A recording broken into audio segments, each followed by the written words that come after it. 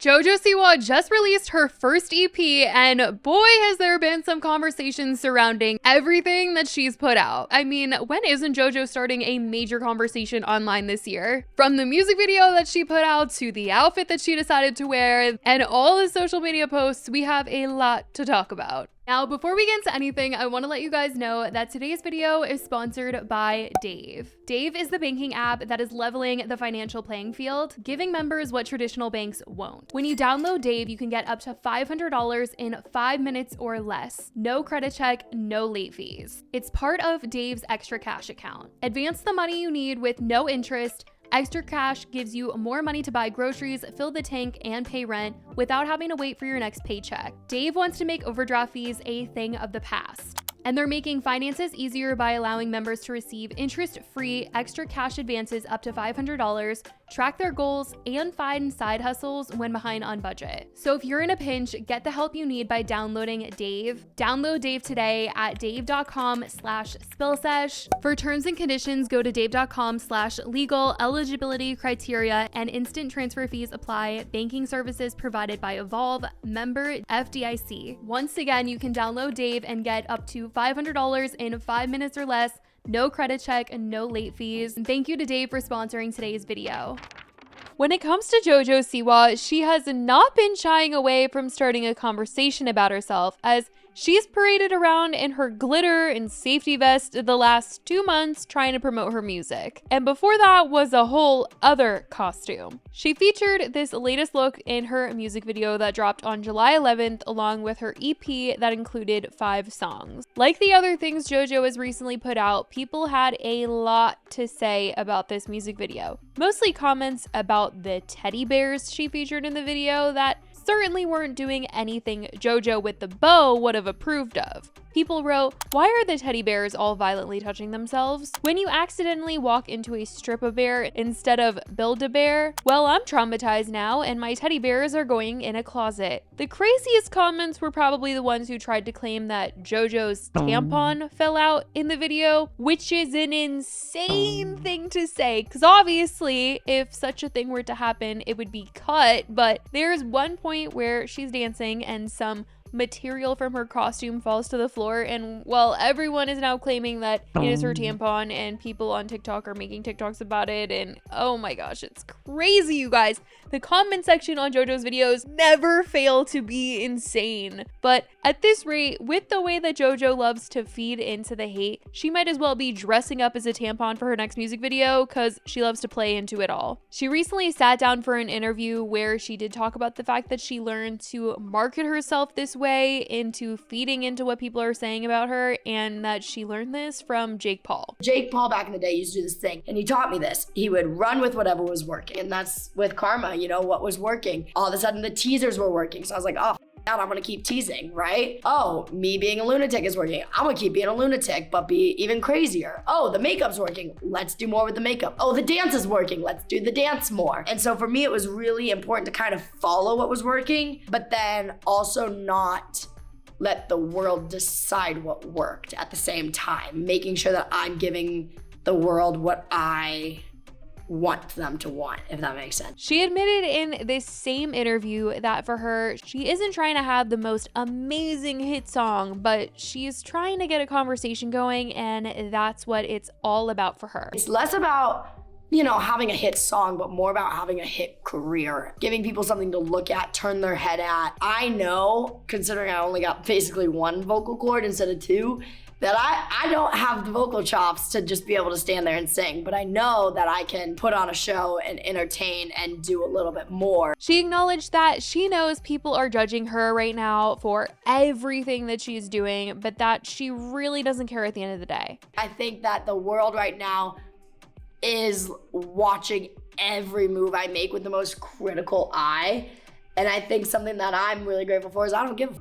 I'm like, okay, do it. I'm still gonna keep pushing. And it's super clear that JoJo doesn't really care when she is getting criticism, especially when it comes to things that she says, because she gave a lot of praise to Abby Lee Miller once again in this interview. She's done it in the past and she's gotten a lot of backlash for it, as a lot of people feel like she really dismisses the other Dance Mom girls' experience with Abby or just doesn't have empathy for them there, as she's been caught several times defending Abby to them. And though people have said that her experience on Dance Moms was very different from the original girls, as she knew exactly what she was signing up for when she went on the show, compared to the original girls who signed up for the show having no idea what it would become. And it's been said by the girls and their moms that before the show, Abby was very different, she was nicer, and only became really mean during the show, which was really upsetting. But despite all the backlash she gets for defending Abby, she's once again coming to her defense. It's weird because I feel like people see Dance Moms, right? And they're like, oh, Abby's such a mean dance teacher.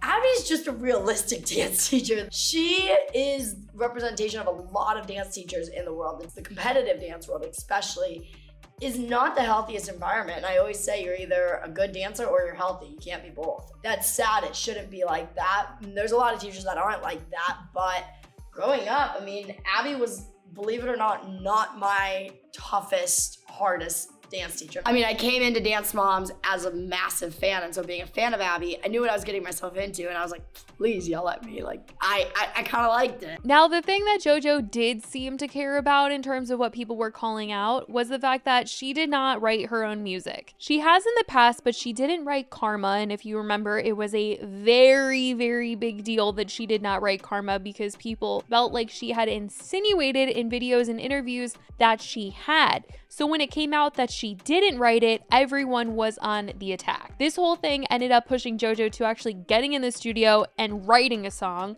the song that she ended up making the title of her EP and making the music video for. She also made a TikTok literally pointing out that another song on the EP, Yesterday's Tomorrow's Today, was also written by her. And now that she has this new stuff out, she's actually been shading her song Karma and talking down on it. Yeah. Love Karma so much, but it's so bad compared to my new stuff.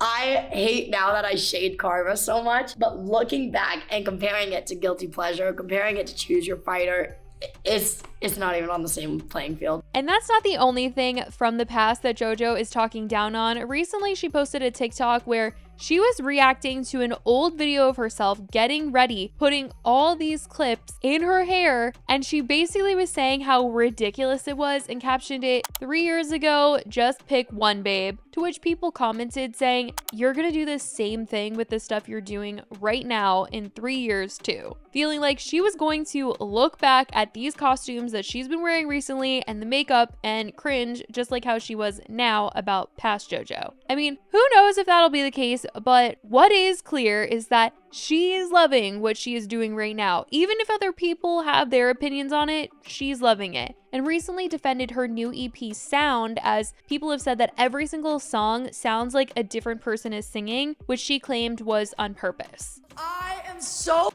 happy to get this comment because this is my goal. I know that this person was trying to throw shade, trying to be a bit of an ass, but the thing is, I don't want everything to sound the same. I have a voice that has a lot of different unique tones. I can get super breathy, I can get super raspy, I can be super energetic, I can be super calm, I can be super loud. Believe it or not, I can also be super quiet. But the thing is that's what I want to show in my music. I don't want everything to sound the same. That'd be so boring. Imagine watching a concert where everything sounded the same. So boring. Absolutely not. Never. I'll always provide entertainment, and I'm lucky that my voice can do that as well.